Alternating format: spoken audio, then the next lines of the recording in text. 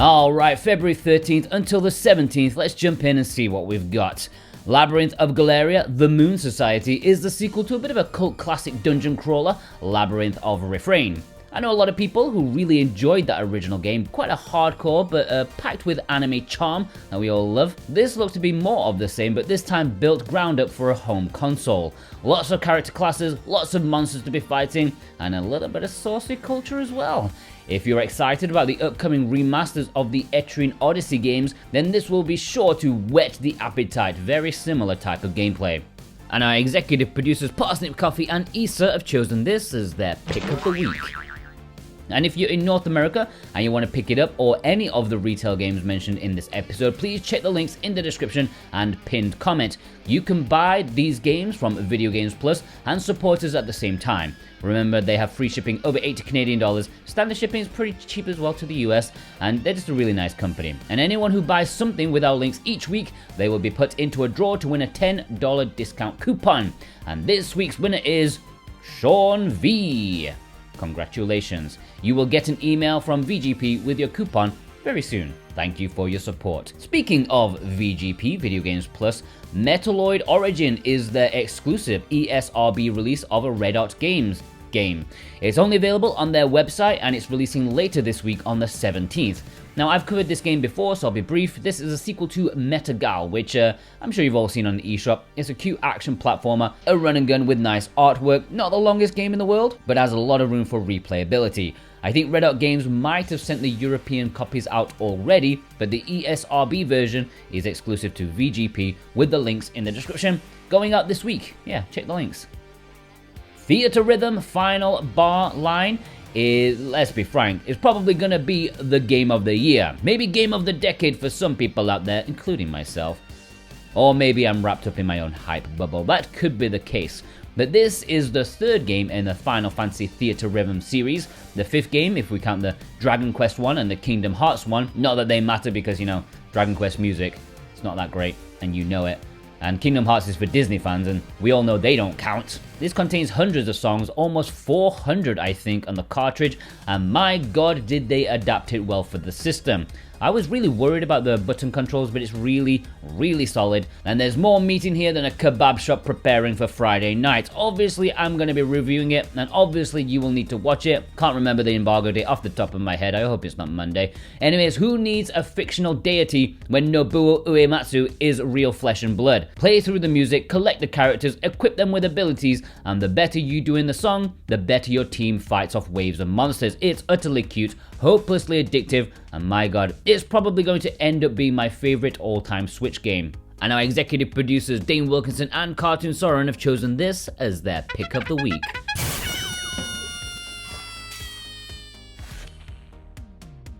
Gigantosaurus Dino Kart probably won't end up being my favorite, nor end up being my all-time play Switch game. Sorry to admit that. It's from Outright Games. I think this is their first this year. They took a huge break while they celebrated by diving into their piles of money from the previous year. They were prolific to say the least. Anyways, this looks to be a bog standard kiddie kart racer. Tales of Symphonia Remastered is a remaster of perhaps one of the best games in the Tales series, at least in my opinion. I played this bad boy to death on my GameCube back in the day, at least when I wasn't playing Skies of Arcadia. It's a game I really like, and it's the perfect distillation of what makes the Tales series what it is. I do have a review for this coming up this week, and at least I'm going to be reviewing the port, and without spoiling anything, it's fine, but it's hardly had the most effort put into it. But hey, it's still a classic game, and JRPG fans, especially those who love action in their RPG-ness, will have a field day. I expect to see this quite a lot in the community spotlight. I don't know why there aren't more Tales games on the Switch. Seems like such a gap in the library. There's definitely a big hole that Bandai need to shove their Tales into. And our executive producers JCross7776, Alexander Kato, Jennifer M, and Thorn Metaluna have chosen this as their pick of the week. Alright, The Low Prince, Lacuna is Red Hot Games' latest Switch release. This is a noir detective game that looks super stylish. I heard it's a little bit more style over substance, perhaps a bit too easy, too worried you might fail or get stuck. I mean, it's no Monkey Island or anything, but it's supposed to be a commendable job of bringing some love to the adventure game genre, especially if you like the vibe it's going for. It's available to pre-order at Red Art Games right now, and if you click our link in the description, you can get 10% off with our code SWatch10. or if you're in North America, VGP will carry some EU units, and links are below for both if you want to support us. Jet Cave Adventure is Strictly Limited Games' latest Switch release. Again, once in a while, they bring out something completely random. Usually they're all about retro releases, obscure Japanese stuff, but once in a while they decide to move away from their target audience and just give us a random ass platformer. Now don't get me wrong, it's supposed to be a bit of a gem, but I think most of us own it anyways because it's always, literally always 90% off on the eShop. Instead of $20, it's always $2. So I think we've all impulse bought it by now. Naturally, Strictly Limited know this, and their release is the bare minimum. Only 3,000 standard copies, no collector's edition or anything. They're doing the minimum possible, so it probably won't hang around. And our executive producer Brent McLean has chosen this as his pick of the week. Vengeful Guardian Moonrider is PixnLove's latest Switch release. They are releasing this in Europe. North America is being handled by another company I will mention in a minute. This is a retro-inspired action game platformer. I haven't read the details, but this sure as hell looks like the Mega Drive Shinobi game. I think it's the third one. Tell me that wasn't the greatest inspiration. This looks absolutely mega. Balls to the wall action, tight controls, a bit of variety in stages. I am so up for this. Disappointed a little bit that it only released digitally a few weeks ago. I don't know why this couldn't have been announced earlier, as I'm sure some people would have waited for this rather than buying it digitally. Maybe they want the double dipping dingleberries. There is a standard edition, a collector's edition, and a super collector's edition to pre-order at PixnLove's website right now. And our executive producers Instacritic, Grantsert, and Totally Grateful have chosen this as their pick of the week. If you're in North America, you may want to take a look at Limited Run. They are doing a distribution effort for this. They only have 2 editions, less interesting than PixnLove, but to be fair, they do have slightly better artwork in my opinion, at least for the standard edition. That's available to pre-order right now. Horror Tales The Wine is another limited run distro title. This is a short first-person horror game where you are being chased by a dude with a gun around a nice Mediterranean villa. That's what happens when you try and steal booze. The owner will go nuts. It happened to my mate once. He stole some mini vodka from a local off-license. I haven't seen him in 15 years. I heard he's still hiding in the cleaning product section. It has really nice environmental work, but I read the gameplay is kinda shallow. You can pre-order soon, and there are 2 variants, a badly photoshopped one on their website and a nice one from Amazon. Steel Assault is their 3rd game this week. This one is actually a proper numbered release of theirs. This is another action platformer with run and gun elements. This is a bit more like Ninja Gaiden rather than Shinobi of the Moonrider one that I just talked about, which personally, I prefer the slightly slower pace of Shinobi to Ninja Gaiden. That's just me though. There is a standard and collector's edition available later this week. And our executive producer Boombox has chosen this as his pick of the week.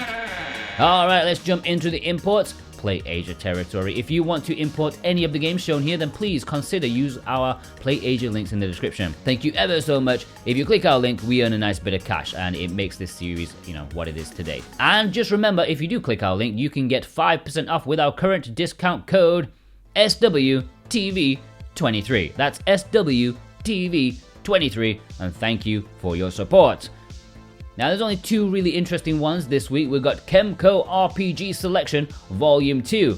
We've only waited 2 damn years. Or is it 3? I don't know. Time has no meaning. But finally, the Switch is well on its way to catching up with the PS4 for these 4 bundle game RPGs. Yeah, the PS4 has 10 volumes, so okay, I might be in my mid-50s by the time they catch up, but I'll wait because I'll have retired then and I'll have time to play these middlingly cheap indie RPGs. In this package, you get As Divine Hearts 2, Revenant Dogma, Fern's Gate, and Alavasta Chronicles. Yeah, there is a little bit of crossover with the RPG Omnibus there, the Asian release. And of course, they have English. What a time to be alive. And our executive producers Robotech and our man in Japan, Vei, chosen this as their pick of the week.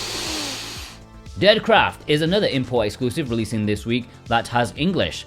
Yes, this is a survival action game, and it's releasing in Asian regions, and it looks pretty cool. Craft weapons, and even use zombies as slave labor. It's fine, they can't unionize. You grow food and stuff.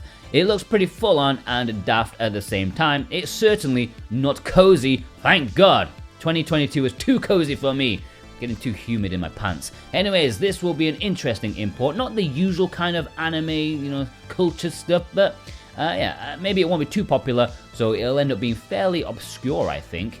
And in Japan and Asia, they also have these two titles releasing this week, and we have them already. Before we get into the community spotlight, gotta give a plug to a bit more Jordan for a lot more me. On Friday, I showed everybody my Parasite Eve retrospective, 1 hour 45 minutes, and I'm recording this on Saturday right now, and the viewing figures kind of middling at the minute. I mean, I wasn't expecting like Skies of Arcadia Suikoden levels, but I'm really hoping it doesn't drop down into the Silent Hill and the Jackie Chan one, because those flopped hard, kind of made me depressed. So yeah, if you like me and you want to see more of me, then head over to A Bit More Jordan. Watch it, it's pretty good, kind of funny. The humor's a bit different. A lot of knob gags. Alright, on to you lot. Twiggy sent in this photo showing off a few interesting games like Arcade Paradise. That's supposed to be really good. Even though it's just a collection of mini fake retro arcade games, it brings them together in a really fun way. Executive producer Parsnip Coffee sent in this photo showing off the recent arrival of 8 Doors. I was actually really surprised at how many used our VGP link to purchase this last week. Thanks so much. It looks like a cool game, but I wasn't expecting like 10 people to buy it. Theo got in these games. The first Riser game got a reprint at VGP, and they sent it out pretty sharpish, although I think it has sold out again, however. Need to be quick with those reprints. Executive producer God of Resin got in these games. The much cultured artwork of Chaos Code Collector's Edition from Play Asia. That's definitely how to sell a collector's edition. Mickey McFlynn sent in this photo, including Yamawari Lost in the Dark, the third game in the series. Really didn't see this that much, so maybe the price is too high for you guys? I don't know. I don't think it's rare because VGP and other places still have copies available. I don't think it'll be as rare as the first bundle. Executive producer Jennifer M sent in this photo showing off some lovely imports. Thanks for your support. They got in the Avery Attorney game. That's definitely a game that's going to stand out on your display shelf in a good way. Scarface sent in this photo showing off some eclectic games. The Jay and Silent Bob game on the Switch. Wow, totally forgot that existed. Executive producer Z is getting down with the fitness and the awesomeness. That premium edition of Never Awake is excellent. Great game to boot. I think it will be high on my list of games of the year, even though it came out in January. Dark X sent in this photo of Moon, the premium edition and the only edition. Beautiful, wonderful game that I wish got a standard edition, because I think the price of this puts a lot of people off. Even though it's a great collector's edition, Play Asia have a couple left, I think, and the game does have English, and it's a lovely game. You should play it.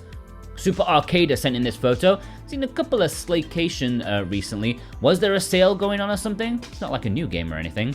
Executive producer Grant sent in this photo of Cuphead. Incredible game. Really nice package and a lot of value for money. I'll probably pick this up one day. Torajima sent in this photo. I don't know if you used our links or not, but if you did, much appreciated. They got in the early Japanese Yuden Chronicle Rising. I think the Western version is due for next month in March. Executive producer Cartoon Soren sent in this photo. He grabbed the reprint of Attack on Titan 2 from VGP, which again just sold out. I don't know if they'll reprint that anymore since it took a few days for that last batch to sell out. Alright, let's have a roundup. Kiel, Axeru, McLaren, Starvey, Nintendo Gamer Gal, Needless Dragon, Radio to Rancid, JB in My Knot, Gundam Wing Zero, what are they watching for? James is Jim, Mikhailson, Bunny Bear. Alright, please send me pictures on Twitter at SoWhatAboutGame. It's best if you DM me. And our email address, switchwatchspotlight@gmail.com. And our Discord, you can submit your pictures there in the submission section. If you want to join our Discord, the server link is in the description.